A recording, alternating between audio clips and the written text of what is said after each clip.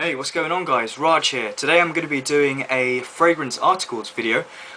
This is a series on my channel where I share with you guys articles, magazine articles, features which are fragrance related, which I've come across, and these are ones which I have kept and like to refer to and want to share with you guys. So I've done a couple of videos on these a few weeks ago, or probably a couple of months ago actually. So definitely check those out if you haven't seen them, where I talk about Chanel and Bleu de Chanel was featured in an in-depth article. There was also a Financial Times magazine, they did an in-depth article on musk and musk-based fragrances, and there's also a couple of other interesting articles in there which you might like to check out in those two videos if you haven't done so already. So the first one I'm going to go into is this is Shortlist magazine. So this is a magazine distributed around London and distributed around the UK. It's a free magazine, and this particular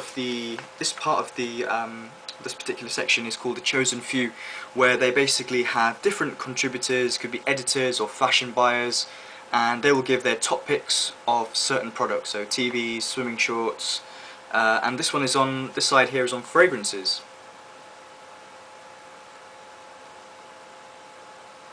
So this is all about classic scents, and basically the person who has chosen this top 4 classic scents is Grant Osborne. You may know Grant Osborne, he's a fragrance historian, which is actually something I didn't know.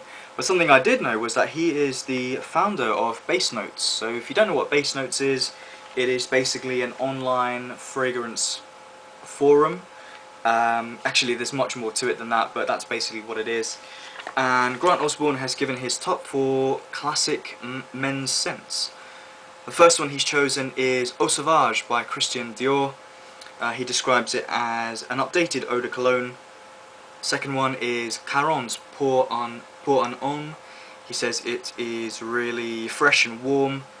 Rouge by Guerlain is his third choice. Powdery sweet, he says. And the fourth one, Givenchy Gentleman, he says, is a manly, formal scent. Now these fragrances came out in the 60s and the 70s, the 30s for Caron. I would say, yeah, I would definitely agree that this is a classic choice here, classic men's fragrances. Dior's Eau Sauvage is on the simple side, it's citrus and greenness, done well, but nothing outstanding, nothing sort of grand there. I would like to own the fragrance, but not necessarily buy it. Don't really get on with Pour un Homme. I don't really like the lavender in there. Guerlain Habit Rouge is a decent choice, but more of a unisex option, to be honest. It's quite powdery, quite floral. It probably will take some men by surprise. Givenchy Gentleman is probably the best out of this top 4. An intensely masculine fragrance, unmistakably masculine. Heavy on the green notes with some leather and civets, I think, is also in there. Good fragrance, good picks here from Grant Osborne. The next one is again from Shortlist magazine. Shortlist magazine is more of a, I would say, more of a mainstream magazine. They do have high-end stuff in there, but I would say it's more tailored towards the mainstream choices. And they've done a top 8 picks for autumn-based fragrances. What's interesting in this list, which I'll show you in a second, is that the majority of them are on the niche side of things. So maybe what they're saying here is that the majority of niche fragrances, the best autumn or cold weather based fragrances come from the niche side of the market rather than the designer side. So this is just everything here. It's page 1, and that's the second page. And on the first page they have Byredo's Black Saffron, Blackberry and Bay by Joe Malone, and Aramis Gentleman. So these are interesting choices here. I would say that, well, to be honest, I haven't actually tried all of them, but that's what I like about these magazines. You know, they bring new scents to my mind, and I like to keep them, to refer to them and share them with you guys.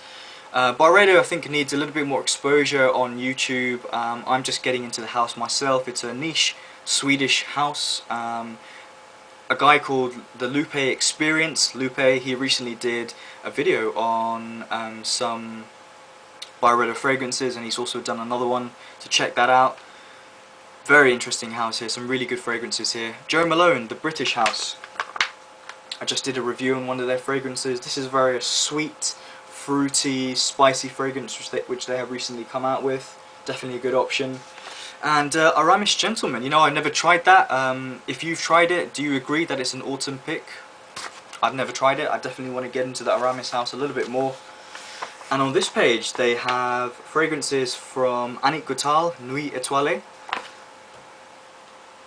L'artisan parfumeur, Seville à l'Aube, Amazingreen by Comme des Garcons, Ombre de Hyacinth from Tom Ford, and a fragrance I've never actually heard of in the brand or the actual fragrance. It's called Joe Loves. It's called Pink Vetiver.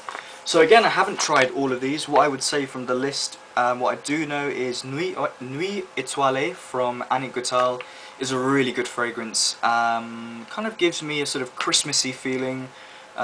Definitely a good choice for autumn. A choice which I actually disagree with. This is Seville à l'Aube from L'Artisan.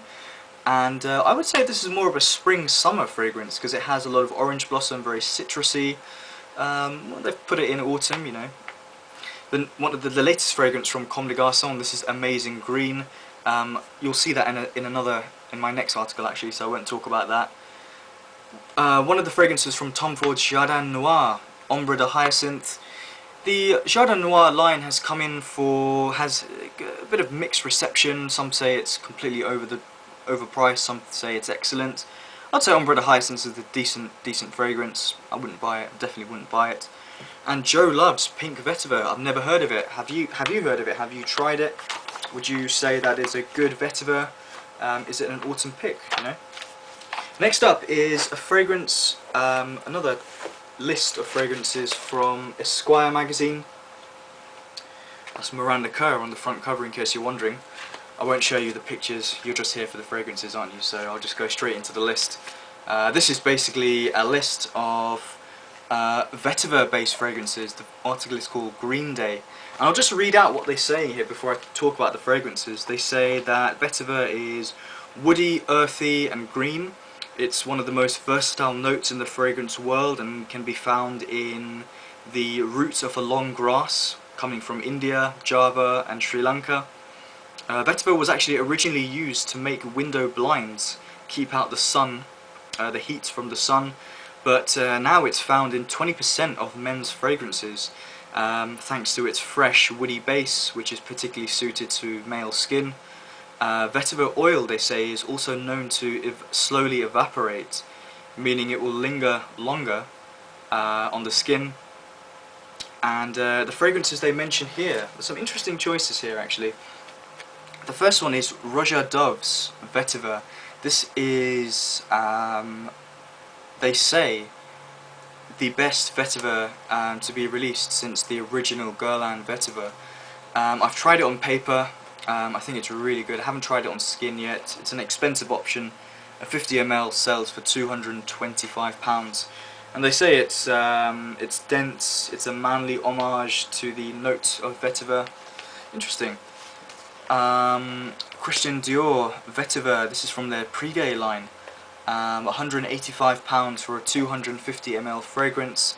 Dior's Privee line is brilliant for me. I haven't actually got any, but I've sampled quite a few. Vetiver is definitely a really good option. Maybe not my favourite vetiver on the market. I think Encre Noir is probably one of my favourites. That's definitely a good option.